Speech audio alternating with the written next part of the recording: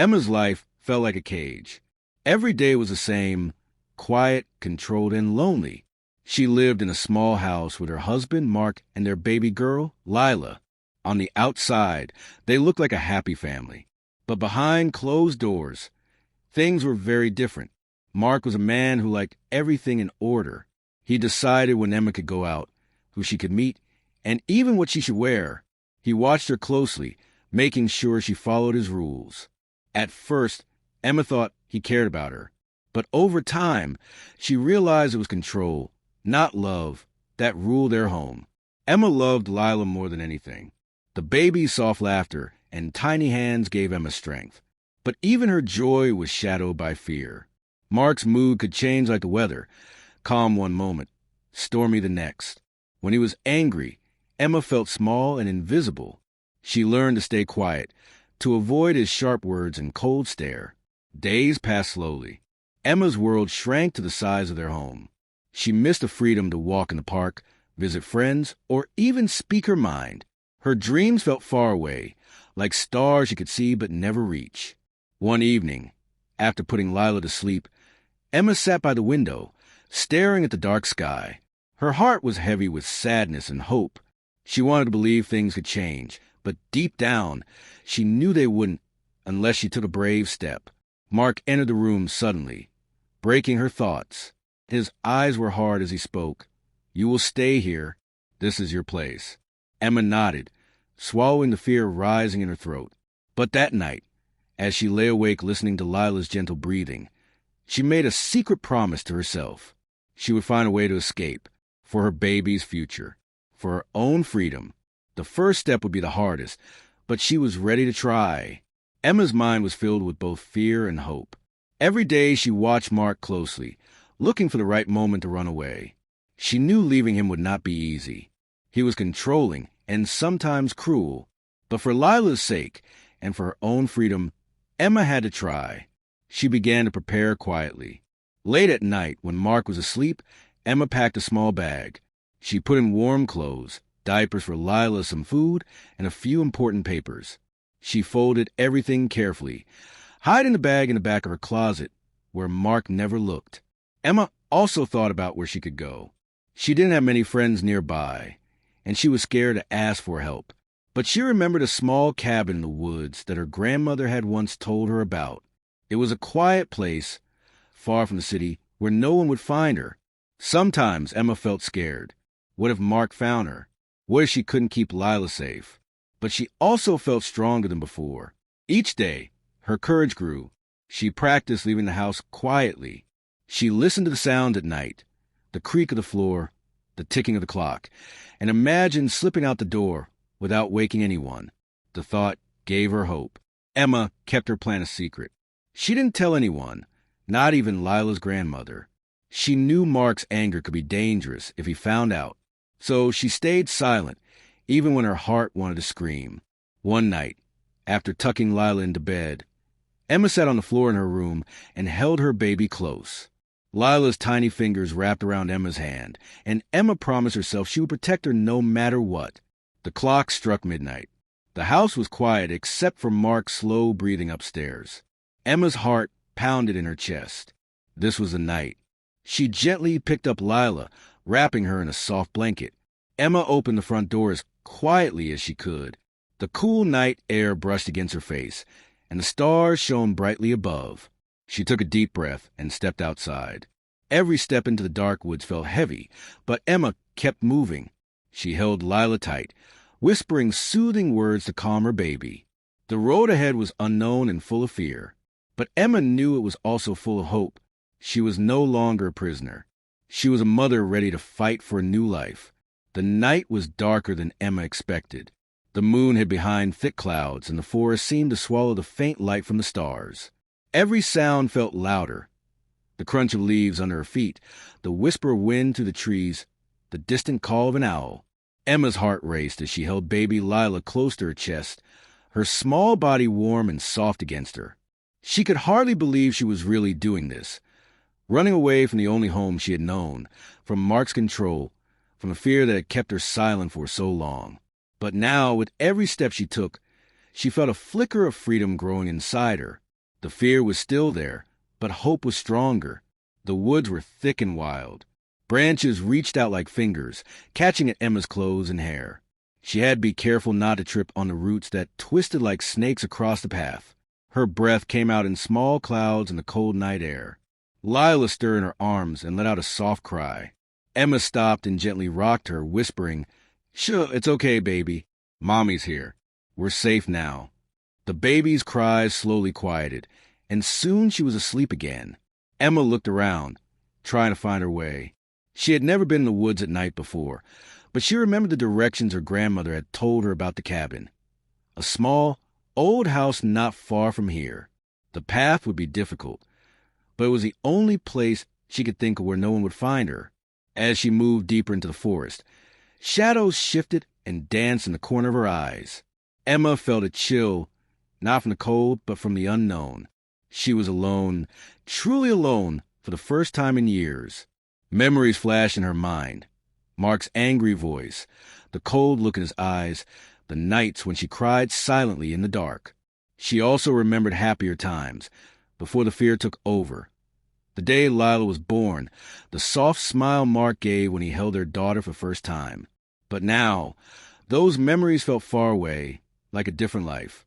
Emma's legs began to ache, and the cold seeped through her thin jacket. She looked down at Lila, still sleeping peacefully, and felt a wave of determination. She had to keep going, not just for herself, but for this tiny life depending on her. Suddenly, the sound of footsteps behind her made her freeze. She held her breath and listened. It was only a deer running through the bushes. Emma let out a shaky breath and kept moving, her heart pounding. The wood seemed endless, but Emma reminded herself of the promise she had made. She thought about the cabin's warm light, the safety it might offer. The thought gave her strength. Hours passed, or maybe just minutes. It was hard to tell in the dark. Emma's eyes grew tired, but she pushed herself forward. She stumbled over a fallen log, but caught herself before she fell. Lila stirred again, and Emma whispered softly to calm her. At last, through the trees, a faint glow appeared. A soft, golden light flickered between the branches. Emma's heart leapt. The cabin! She moved faster, branches scratching at her arms, but she didn't care. The light was real. It was hope. When she reached the small wooden cabin, Emma hesitated at the door. She wasn't sure she would be welcomed or turned away, but she had no other choice. She knocked softly. After a moment, the door creaked open. An older woman stood there, her eyes kind but cautious. "Can I help you?" the woman asked. Emma's voice trembled. "Please, I need a place to stay. I'm running away from my husband. I have a baby." The woman looked at Lila, then back at Emma. Slowly, she stepped aside. "Come in. You're safe here." As Emma entered the warm cabin, relief washed over her. The fire crackled in the hearth, casting dancing shadows on the walls. For the first time in a long time, Emma felt a flicker of peace. She sat down, cradling Lila, and closed her eyes. The road ahead was still uncertain, but in this quiet place, she could breathe again. The journey through the woods was over, for now, but Emma knew her real journey was just beginning. The warm glow of the cabin's fire filled the small room with a gentle light. Emma sat on a worn wooden chair, her arms wrapped tightly around baby Lila. The baby's tiny breaths were steady now, peaceful and calm. For the first time in what felt like forever, Emma allowed herself to breathe. The woman who had opened the door stood nearby, watching her carefully. She was older, with soft wrinkles around her eyes and silver hair pulled back in a loose bun. Her name was Clara, and her voice was quiet but kind. "You look tired," Clara said gently, breaking the silence. "You must have traveled far." Emma nodded. "Yes, I had no choice. I had to leave." Clara moved to the small kitchen corner and began making tea. The simple sounds, the kettle whistling, the clink of cups, were comforting after the tense silence of Emma's escape. "I'm sorry if this place isn't much," Clara said, offering a steaming cup. "But you're safe here. No one will find you." Emma took the cup with trembling hands, warmth spreading through her fingers. She sipped slowly, feeling some of her fear melt away. But beneath the surface, Doubt and worry remained. Was it really safe? Could she trust this stranger? The cabin was isolated, surrounded by thick woods. It was peaceful, yes, but that also meant help was far away if something went wrong. Still, Emma had no other choice. The city was too dangerous. Mark would search for her, and if he found her, he would take Lila away. Here, in this quiet place, she had a chance. Clara sat down across from her, watching Emma with thoughtful eyes. "You don't have to tell me your story," she said softly. "But if you want to talk, I'm here." Emma looked at her for a moment, then took a deep breath. The memories she had tried to bury surfaced. The controlling voice, the threats, the endless fear. She told Clara everything, her voice breaking at times but growing stronger as she spoke. Clara listened without interruption, nodding gently. When Emma finished, Clara reached out and took her hand. "You're brave," she said. "It takes courage to leave. You've done the hardest part." Emma's eyes filled with tears. "I'm scared. What if he finds me? What if I'm not strong enough?" Clara smiled kindly. "You're stronger than you know, and you're not alone anymore." For the first time since her escape, Emma felt a flicker of hope. The cabin, with its warm fire and gentle kindness, was a refuge, but it was also a place of new challenges. She needed to decide what came next. Days passed slowly in the cabin. Emma helped Clara with small chores, gathering firewood, preparing meals, cleaning the small space. The routine was simple, but it gave Emma a sense of normalcy she hadn't felt in a long time. At night, she listened to the sounds of the forest, the rustling leaves, the distant hoot of an owl. Sometimes she woke in a cold sweat, haunted by nightmares of Mark's anger. But every morning, she held Lila and reminded herself why she had run away. For this little life, for freedom. One afternoon, Clara showed Emma a small radio. "You can use this to listen to news or calls for help," she said.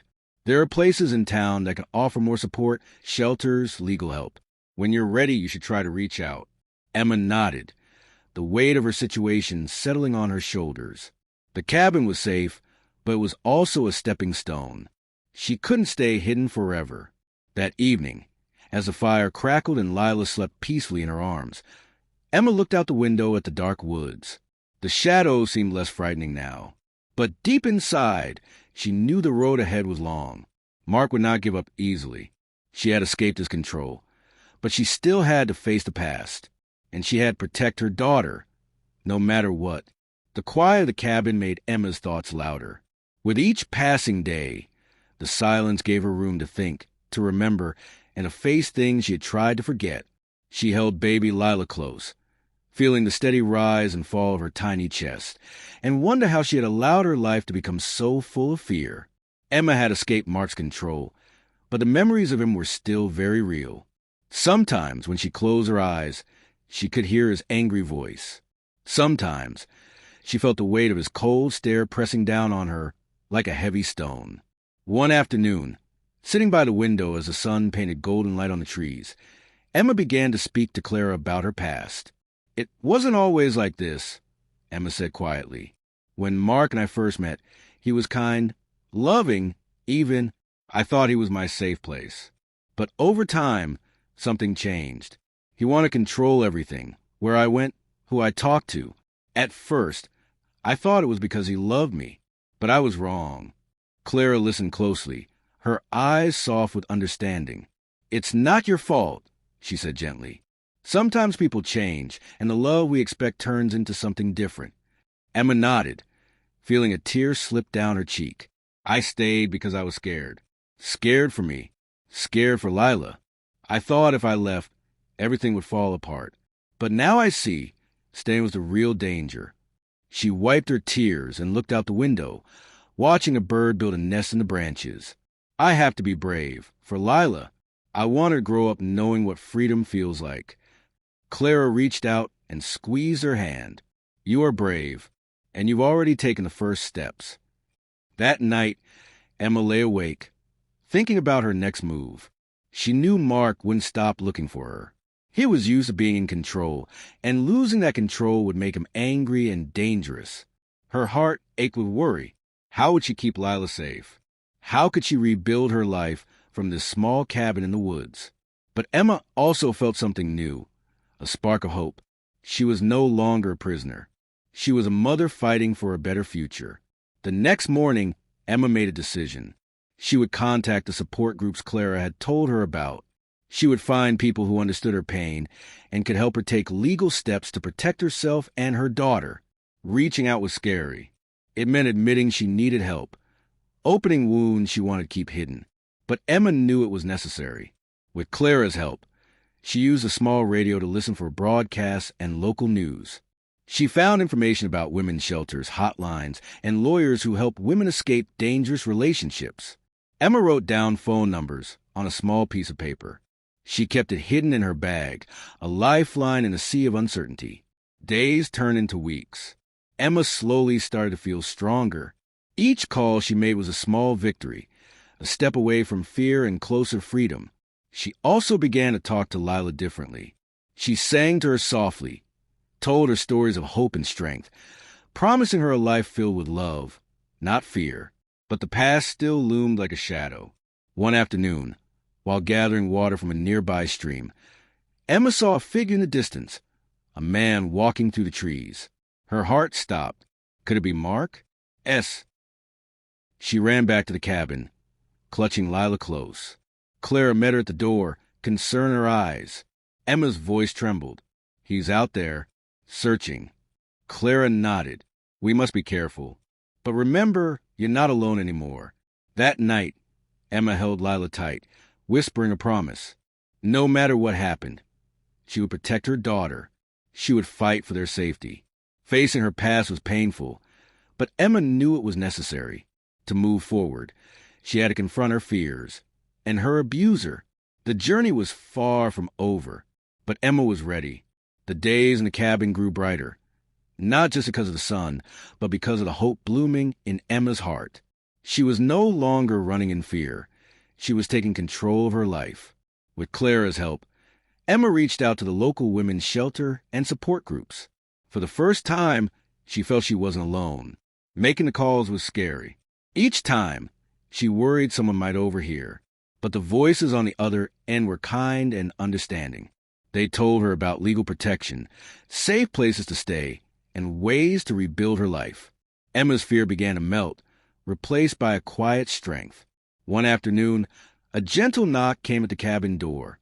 Emma's heart raced as she opened it to find a woman from the shelter standing there, holding a bag of supplies and a warm smile. "We're here to help," the woman said softly. "You don't have to face this alone." Emma felt tears well up. After so long hiding and feeling trapped, kindness felt like sunlight breaking through clouds. Packing up her few belongings, Emma said goodbye to Clara, who hugged her tightly. "Remember, this is just the beginning," Clara whispered. "You have the power to create your own future." The journey to the shelter was quiet, but filled with hope. Emma held Lila close, watching the trees pass by as they moved toward a new life. At the shelter, Emma met other women who had escaped similar darkness. Their stories were different, but their strength was the same. Together, they shared pain, courage, and dreams. The shelter helped Emma apply for legal protection. The court issued a restraining order against Mark, ensuring he could not come near her or Lila. Emma felt safer than she had in years. Slowly, Emma found work nearby. It was not easy, balancing motherhood, healing, and a job, but every step forward made her stronger. She learned to trust again, to laugh again, to dream again. Lila grew healthier and happier in this new world. Emma watched her daughter explore the garden, chasing butterflies and smiling at the sky. It was a freedom Emma had once thought impossible.